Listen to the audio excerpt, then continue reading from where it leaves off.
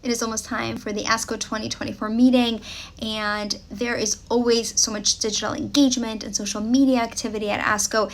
And if you're new to social media, it can be hard to figure out who to follow, what platforms to engage on, what's good information, what's misinformation. I'm Dr. Eleonora Teplinsky, board-certified medical oncologist, co-chair of Cosmo, and I'm going to share with you 3 action steps that you can take today to really curate the best social media experience you can at ASCO.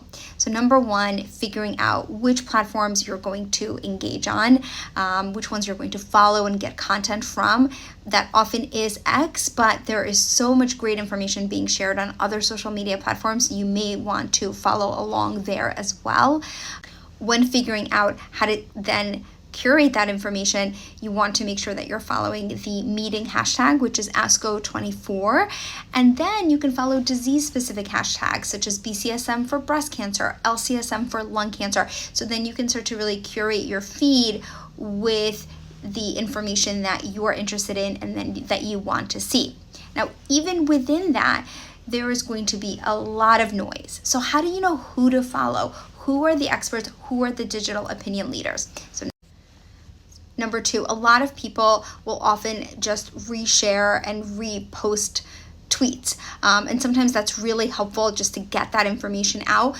But a lot of the digital opinion leaders will actually add a little bit of context and their own opinion to that. So a study may be presented at an oral session and the digital opinion leader is going to reshare it or tweet it out and then put their 2 cents into it. And so those are people that are really important to follow because they're adding context to what's already been presented.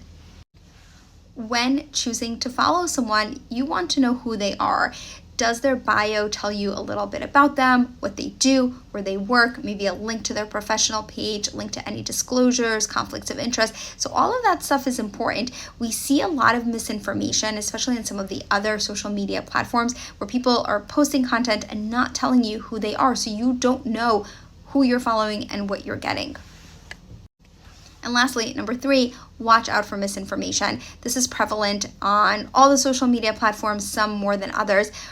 But some red flags to watch for that may be misinformation is these broad sweeping statements that don't have information to back up their claims, things that seem very sensational. If it's too good to be true, it often is. You want to make sure that what you're seeing has data linked to it. So if people are making a statement, but they have no facts to back up their claim, most likely that's going to be misinformation. I hope these 3 steps help you to have a wonderful social media experience at ASCO. Follow along, share content, hashtag ASCO24. See you in Chicago.